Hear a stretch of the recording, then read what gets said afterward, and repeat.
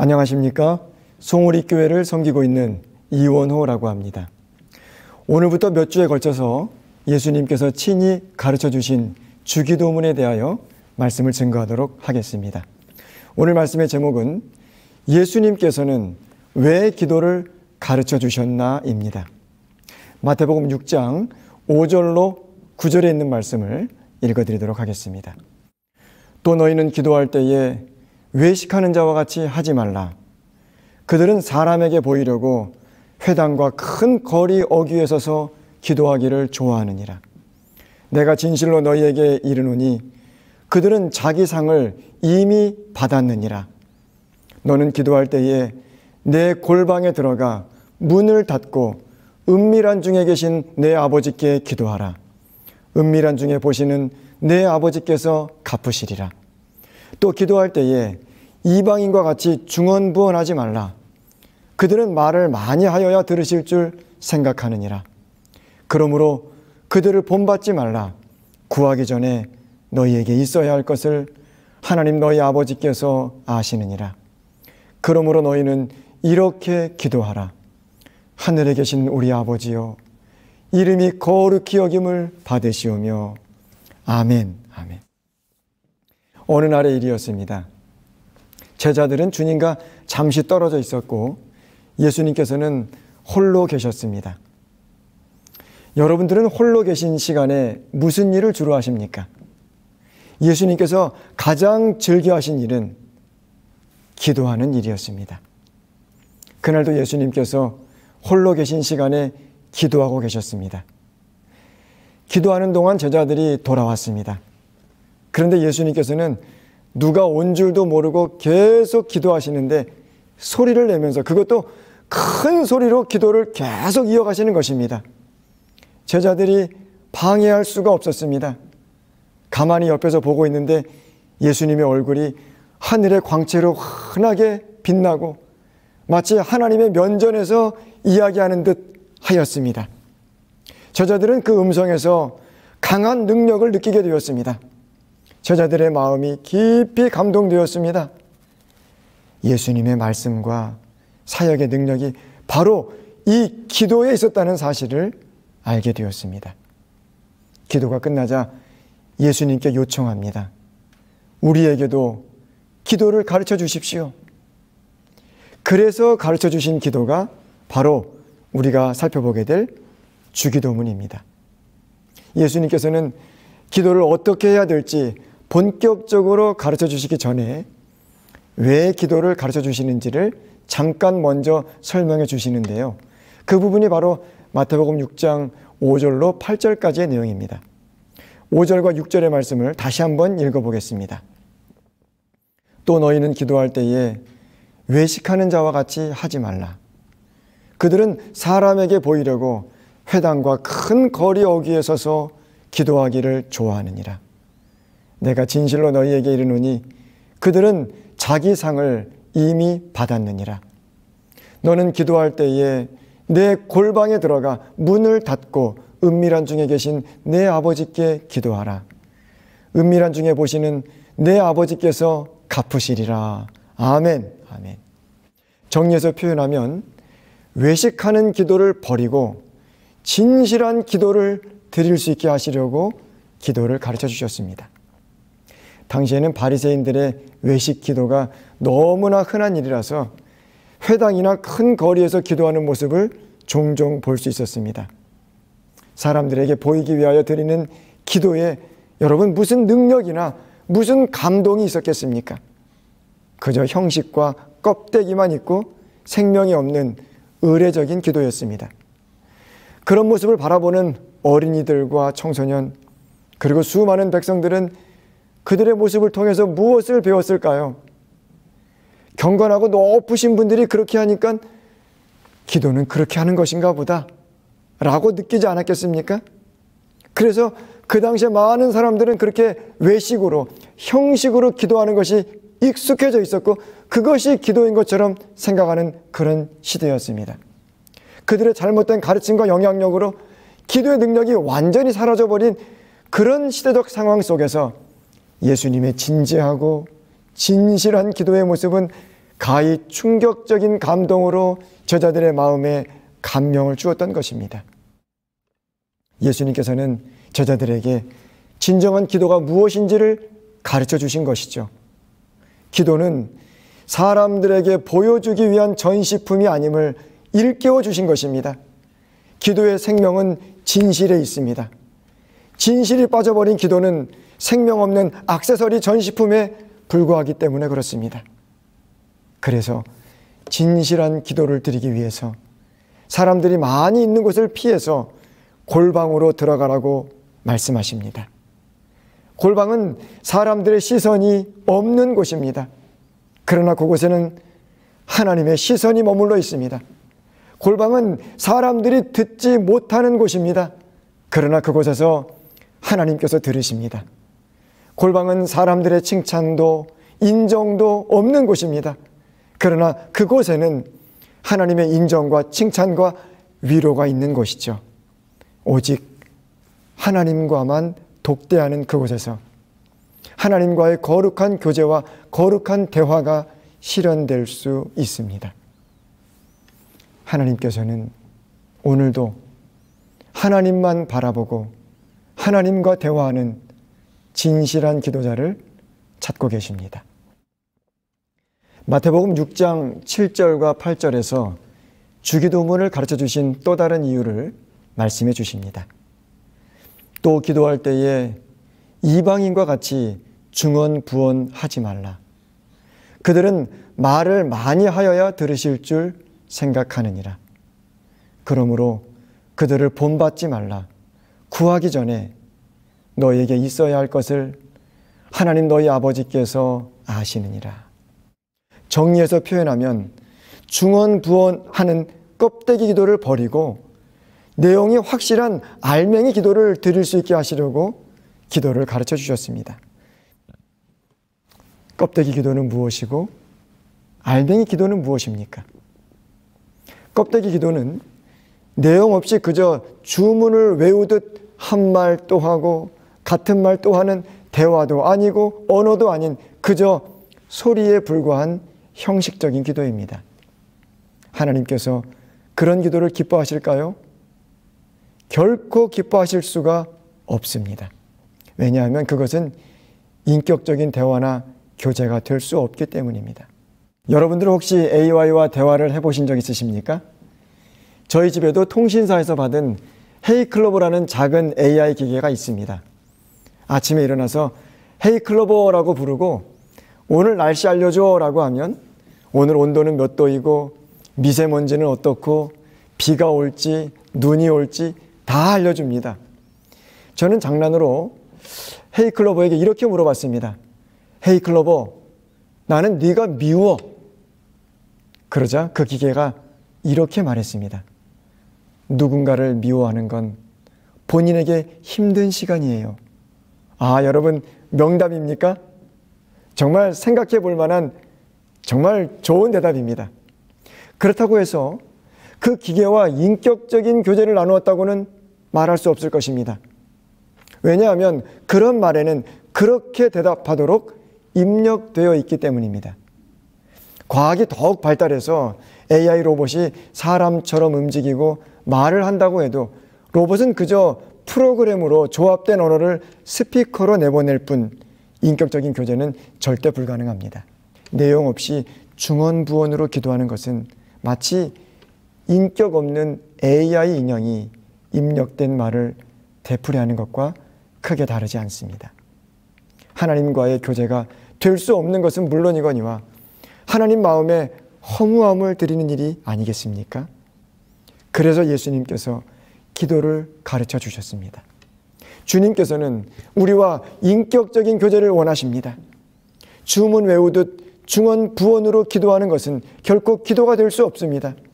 어떤 사람들은 같은 말을 계속 반복하여 말하다가 자기 도취에 빠지고 그리고 마침내는 개구리 소리 비슷한 소리를 내면서 최면에 걸린 듯 정신없이 무슨 말인지도 모르는 말을 쏟아내면서 그것이 영적 체험인 것처럼 생각하는 그리스도인들도 있습니다. 하나님께서는 그런 류의 기도를 결코 기뻐하지 않으십니다. 그런 류의 기도는 이방인들이 하는 것임을 분명히 말씀하셨습니다. 마태복음 6장 7절입니다. 이방인과 같이 중언부언하지 말라. 확실하고 뚜렷한 내용으로 하나님과 인격적인 대화를 나누는 진실한 기도자들이 되어주시길 바랍니다. 마태복음 6장 9절의 말씀을 읽겠습니다. 그러므로 너희는 이렇게 기도하라. 하늘에 계신 우리 아버지여, 이름이 거룩히 여김을 받으시오며. 아멘. 이 장면은 마치 예수님께서 한마디씩 기도를 따라해보라고 말씀하시는 것처럼 느껴집니다. 저는 중학교 1학년 때 영어를 처음 배우기 시작했는데요. 그때 영어 선생님이 가장 많이 쓰신 말이 Repeat after me 였습니다. 나를 따라서 말해보라는 것입니다. 그렇게 따라하면서 한마디, 두마디 생소한 외국어를 익히게 됩니다. Good morning, Good afternoon, How do you do, How are you? 이런 말들을 자꾸 따라서 하다 보니까 자기도 모르는 사이에 입에 붙게 되고 익숙해지게 되는 것이죠. 우리 주님께서 기도를 가르쳐 주신 또 다른 이유는 따라하면서 익히도록 가르쳐 주셨습니다. 주기도문을 따라서 계속 기도하다 보면 어느 순간 외식이 아닌 진실한 기도를 드릴 수 있게 되고요. 중언부언 껍데기 기도가 아닌 내용이 확실한 알맹이 기도를 드릴 수 있게 될 것입니다. 우리는 하나님과 인격적인 대화와 교제를 가질 수 있게 될 것입니다. 반복적으로 따라하는 것은 익히는데 얼마나 좋은 방법인지 모릅니다. 피아노를 처음 배우는 학생들은 바이엘이라는 교재에서 가르쳐주는 대로 도레도레도 혹은 도레미 도레미도 등 쉬운 건반 누르기를 계속 따라하게 합니다. 그러다 보면 나중에는 소나타도 연주할 수 있는 연주자가 되는 것이죠. 컴퓨터를 배울 때도 마찬가지입니다. 그 전에 제가 컴퓨터를 배우기 시작하던 90년대에는 무조건 따라하기 시리즈가 있었습니다. 무조건 따라하다 보면 미로처럼 복잡해 보였던 그런 프로그램이 어느 순간 아주 쉬운 길처럼 보이는 것이죠. 그림을 배울 때도 처음에는 무조건 따라서 그리는 것입니다. 예수님께서 가르쳐 주신 기도대로 그대로 따라가다 보면 어느 순간 예수님처럼 기도하는 법을 익히게 될 것입니다. 예수님께서 어떻게 따라하도록 하셨는지 오늘 그 첫 마디만 따라해보고 그 의미를 생각해 보도록 하겠습니다. 마태복음 6장 9절입니다. 그러므로 너희는 이렇게 기도하라. 하늘에 계신 우리 아버지요. 아멘. 따라해 보시기 바랍니다. 하늘에 계신 우리 아버지요. 기도를 시작할 때 하나님을 아버지로 부르도록 하신 것입니다. 우리의 기도를 들으시고 받으시는 분은 전능하신 창조주이신데요. 그분이 우리의 아버지라는 사실을 인식하는 것은 대단히 중요한 일입니다. 산상보훈 103페이지입니다. 예수께서는 당신의 아버지를 우리의 아버지로 부르도록 가르치신다. 아멘. 그분은 우리를 형제라 부르는 것을 부끄러워하지 않으신다. 구주께서는 우리를 하나님의 가족으로 영접하고 싶은 마음이 너무나 강하고 간절하셔서 우리가 하나님께 나아갈 때 사용해야 하는 첫 번째 말로 거룩한 관계를 보증하는 우리 아버지라는 말을 사용하게 하신다. 하나님과 우리의 관계는 단순히 창조주와 피조물의 관계를 넘어서 아버지와 아들의 관계임을 말씀하신 것입니다. 아버지 하나님께서 아들 하나님 예수 그리스도를 지극히 사랑하시는 것처럼 오늘 우리들을 그렇게 사랑하심에 대한 놀라운 보장을 선언하신 것입니다. 예수님께서는 이 땅을 떠나시기 전 마지막 기도에서 이렇게 기도하셨습니다. 요한복음 17장 23절입니다. 곧 내가 저희 안에 아버지께서 내 안에 계셔 저희로 온전함을 이루어 하나가 되게 하려 함은 아버지께서 나를 보내신 것과 또 나를 사랑하심 같이 저희도 사랑하신 것을 세상으로 알게 하려 함이로소이다. 하나님께서 저와 여러분을 사랑하십니다. 사랑하시되 아들 예수 그리스도를 사랑하시는 것처럼 우리들도 사랑하신다는 말씀입니다. 얼마나 든든한 보장이며 얼마나 용기가 되는 말씀입니까? 그래서 히브리서 2장 11절에서 거룩하게 하시는 자와 거룩하게 함을 입은 자들이 다 하나에서 난지라. 그러므로 형제라 부르시기를 부끄러워 아니하시고, 이렇게 기록하고 있습니다. 예수 그리스도께서 아버지라 부르신 그 하나님께서 우리의 아버지도 되심을 기억할 때 우리는 놀라운 용기를 얻습니다. 하나님께서 예수님을 얼마나 사랑하시는지 우리 모두가 다 알고 있지 않습니까? 예수님께서 침례받으실 때 이는 내 사랑하는 아들이요 내 기뻐하는 자라는 음성이 하늘에서 들려왔습니다. 아버지 하나님께서 아들 예수님께 주신 이 말씀은 예수님에게 뿐만 아니라 우리에게도 주시는 사랑의 보장임에 틀림없습니다. 산상보훈 103페이지입니다. 여기 하나님께서는 당신의 아들을 사랑하시는 것처럼 우리도 사랑하신다는 용기와 위로로 가득 찬 놀라운 진리의 선언이 있다. 하나님께서는 사랑이 많으신 아버지이십니다. 그러므로 담대히 하나님의 보좌 앞에 나아가시길 바랍니다. 미국 대통령이 사는 백악관에 일반 사람들은 밖에서 구경은 할 수 있지만 함부로 들어가지는 못합니다. 그런데 누구는 마음대로 드나들까요? 아들, 손자, 손녀는 제 마음대로 왔다 갔다 합니다. 누구의 집이니까요? 내 아버지, 내 할아버지 집이니까요. 우리는 하나님 아버지께 담대히 나아갈 수 있습니다. 히브리서 4장 16절입니다. 그러므로 우리는 긍휼하심을 받고 때를 따라 돕는 은혜를 얻기 위하여 은혜의 보좌 앞에 담대히 나아갈 것이니라. 아멘, 아멘. 하나님께서는 우리의 아버지십니다. 전능하신 창조주이시지만 동시에 우리를 사랑하시는 아버지이십니다. 우리의 기도를 들으시기를 기뻐하십니다. 하나님께서 우리가 기도하기 시작하면 너무도 기뻐하셔서 두 팔을 벌리시면서 환영하십니다. 산상보훈 103페이지입니다. 하나님께 나가는 첫 단계는 우리를 향한 그분의 사랑을 알고 믿는 것이다. 그것은 우리가 그분의 사랑에 이끌려 그분께 나아가기 때문이다. 아멘. 하나님께서 나의 기도를 너무도 기다리시고 기뻐하신다는 것을 알면 우리는 그분과 대화하기를 기뻐하게 되고 수시로 기도하기를 즐기게 될 것입니다. 산상보훈 104페이지입니다. 우리가 드리는 모든 기도에 귀를 기울이시며 각 사람의 슬픔과 실망을 맛보시고 우리가 아버지와 어머니와 자매와 친구와 이웃에게 어떤 태도를 보이는지 주시하신다.